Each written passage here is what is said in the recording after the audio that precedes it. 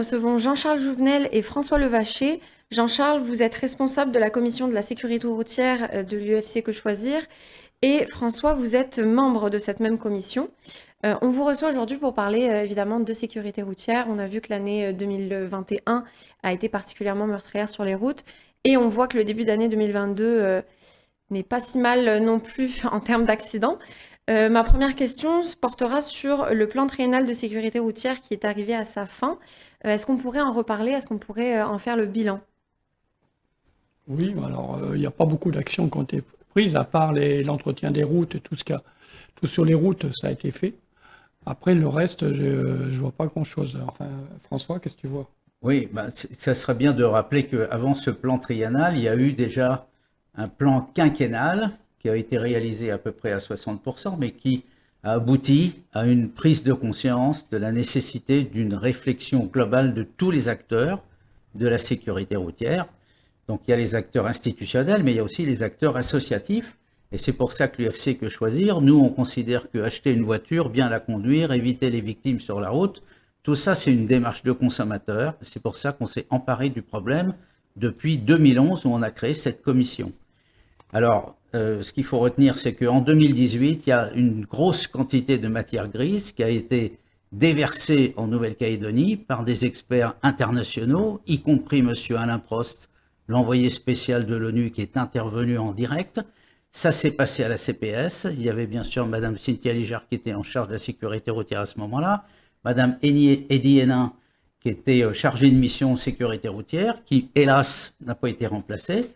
Et on avait tous convenu qu'il fallait une action sur le long terme, il fallait une action éducative, on changera les comportements des Calédoniens à échéance de 20 ans. C'est pour ça qu'on avait adopté ce slogan certainement optimiste, zéro mort dans 20 ans. Oui. Mais la base, c'était d'avoir de la communication presque, j'allais dire, quotidienne, toutes les semaines, tout le temps, dans tous les médias, sur tous les fronts. Et tout ça, au départ de Mme Eddy Hénin, a disparu depuis 2 ans. Le plan triennal, hélas, n'a pas été réalisé, sauf, comme tu le disais, la partie routière. Oui. Mais toute cette partie communication pour changer enfin les comportements, ce que tout le monde reconnaît, eh bien, zéro action depuis 2 ans. Ce qui est quand même pourtant assez dommage. Comme vous l'avez dit, il y a beaucoup de gens qui sont venus apporter leurs connaissances sur le sujet. C'est dommage finalement que... C'est un plan triennal en plus, donc c'est assez court. Et, et je n'ai plus son nom. La chargée de mission n'a pas été remplacée, comme vous le dites. Eddy Hénin. Voilà. Et nous-mêmes, vous n'a pas pu voyez, mettre en place. on a travaillé sur des campagnes d'affichage. On a créé des affiches qui devaient être dans la foulée. On devait faire des campagnes dans les débits de boissons.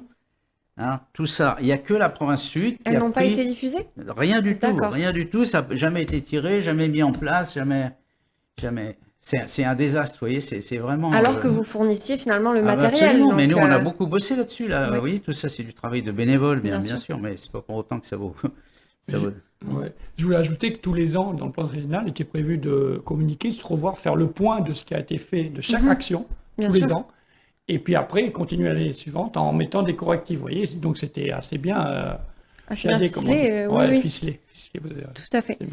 Et vous me partagiez avant l'entrevue les derniers chiffres de l'Observatoire de la sécurité routière, des chiffres qui sont assez dramatiques mais finalement peu étonnants. Est-ce que vous pouvez nous en parler davantage? Oui, bien sûr.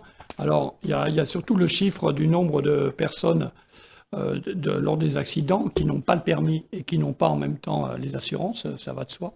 Donc, il augmente tous les ans. Il est en augmentation ce chiffre à travers les années. D'accord. D'accord. Donc la situation s'empire finalement. Ça s'empire, voilà, empire, et ouais, puisqu'il y a de moins en moins de jeunes qui passent le permis. Donc après, on va passer à notre action, là, où j'en parle maintenant, si vous voulez. Vous pouvez en parler maintenant, oui. Ouais. C'est pour ça, dans les actions prioritaires qu'on voulait passer, qui étaient prévues au plan triennal, mais pour nous, c'est primordial, c'est la formation des jeunes à partir de 16 ans, du code de la route, on dit bien pas le permis, le code de la route dans les établissements scolaires. On avait eu déjà 2 réunions avec le vice-rectorat et les membres du gouvernement, c'était bien parti, mais après, évidemment, c'est tombé.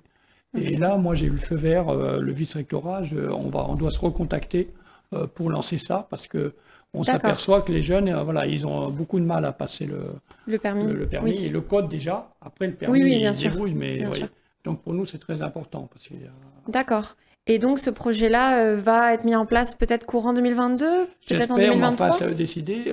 D'accord. Voilà, il faut déjà lancer, faire les études et tout, en liaison, bien sûr, avec les auto-écoles. Le Oui, président des bien sûr. auto-écoles faisait partie des réunions. D'accord. Donc, il avait donné son feu vert. Et après, ça, c'est une chose importante.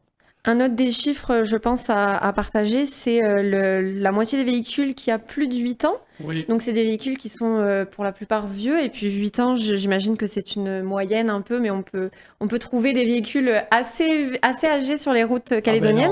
Oui, on a des chiffres encore. Hein. Là, vous voyez, ça va. Il y a 11% de véhicules qui ont plus de 20 ans, carrément. Oui, Hein. J'ai les oui, chiffres, vous voyez. Donc, plus de 8 ans, voilà, il y a 50%, mais après, il y a plus de 20 ans, il y a quand même 11%, c'est énorme. Et alors, ça veut dire deux choses. Mauvais entretien. Donc, c'est pour ça que nous, notre action, une de nos actions, c'est que le contrôle technique soit pas seulement physique, si vous voulez, enfin écrit, il faut aussi faire les réparations. Ce qui se fait dans tous les pays du monde, normalement. Oui. Mais ici, ça a été bloqué, alors que c'est très important. Il y a beaucoup de Calédoniens, je sais, parce que j'en ai questionné, ils s'imaginent qu'il faudra passer par un garage, ça a coûté cher. C'est pas du tout vrai, parce que les 3/4 des réparations peuvent être faites par eux-mêmes. Mais après, évidemment, il y a une visite de contrôle. Il y a Une contre-visite, oui. Il y a une contre-visite qu'on appelle, oui, c'est ça. Donc, elles ne sont pas excessives, les contre-visites. Hein. Évidemment, tout dépend de la contre-visite. Si Bien ça... sûr.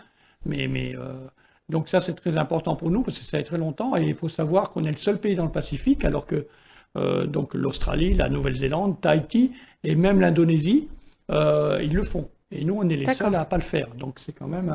Depuis 2008, le projet de contrôle technique obligatoire des véhicules, un système analogue à celui de la métropole, pas forcément copié, décalqué, on n'est pas là pour faire du copier-coller, adapté à la Nouvelle-Calédonie. Ce projet-là, on doit être au 5e ou au 6e, il repasse régulièrement au bureau du Congrès et il est toujours bloqué. D'accord. Voilà. Donc... oui, il faut trouver un moyen de le faire oui, adopter. oui. C'est important. Voilà. On voit bien qu'il y a un sous-entretien chronique d'une grande partie du parc automobile calédonien. Oui. Hein, alors... Et ce qui va avec, ce qui est lié, c'est l'augmentation des fourrières qu'on a demandé. Oui. On a obtenu il y a quelques années une fourrière à Coné qui marche très bien. Et il devait être prévu donc d'en faire une à Comac et une sur la côte Est. Et ça, a priori, pour le moment, c'est à zéro. On n'a pas de nouvelles de ça non plus. Ça, c'était dans le plan triennal aussi. D'accord. Et ça, Voilà, pas de c'est le nouvelles. Ok. Voilà, ça, Pas de c'est un retour point du important. gouvernement. D'accord. Voilà. Et puis, un autre chiffre, je pense, qui passe souvent sous le radar, c'est les handicapés de la route. Donc, ceux qui ne meurent pas sur la route, mais qui sont finalement gravement blessés, qui peuvent plus vivre une vie normale après cet accident, ce qui est quand même extrêmement dur. 26 en 2019, 17 en 2020. Je n'ai pas les chiffres 2021. Je Est-ce n'ai qu'on pas pu les a? les avoir parce D'accord. que le CCASR a été repris par quelqu'un d'autre et D'accord. il ne le savait pas. Et c'est vrai que je lui ai posé la question un peu tard. Parce que là, Ça reste quand même beaucoup de personnes. oui, ça reste beaucoup. Et puis ça, voilà, non seulement le coût, mais après, il y a le dégât dans les familles. Parce que quand vous avez quelqu'un, moi j'ai quelqu'un handicapé, mais pas pas un accident de la route, eh ben c'est lourd à gérer après. Bien sûr, bien sûr. Puis Très même lourd. pour la santé publique, ça Pour la s'ajoute santé au publique, coût. voilà. Dans les Exactement. 35 milliards, il y a un bon partie. Voilà, donc il faut parler de ce chiffre-là qui a été confirmé par Madame Munkel, là, qui est la présidente de l'association Prévention routière. À partir des estimations qui avaient été faites, je crois, en 2015 ou 2016, on estime à peu près que l'insécurité routière coûte chaque année au territoire 35 milliards.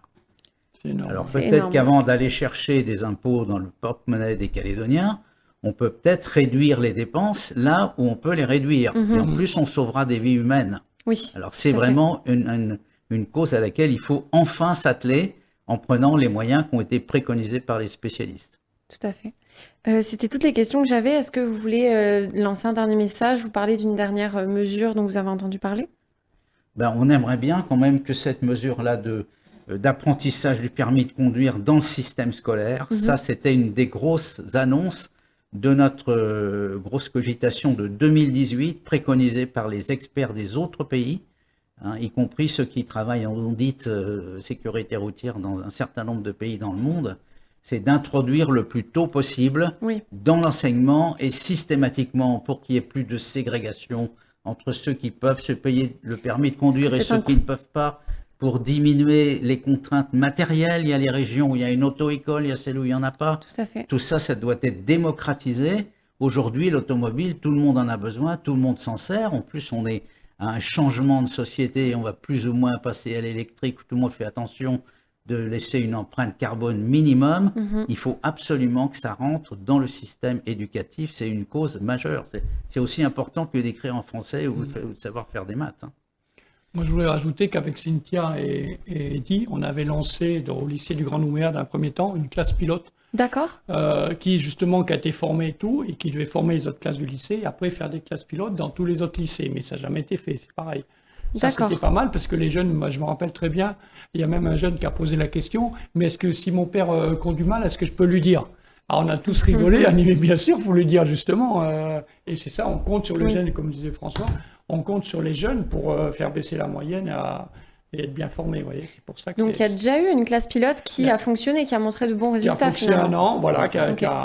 C'est en 2019, parce que c'est juste après, c'était une des conclusions c'était le début, de notre séminaire, et donc ça a été mis en place tout de suite, et le lycée du Grand Nouméa a sauté dedans, Excellent. des deux pieds, en disant on y va. Moi j'étais à l'APE du lycée, donc évidemment j'étais en première ligne. Voilà. Excellent. Écoutez, monsieur Jean-Charles Jouvenel et François Levacher, qui sont responsables de la commission de la sécurité routière et membres de la même commission à UFC Que Choisir. Merci beaucoup pour votre partage aujourd'hui. De rien, Merci. Merci.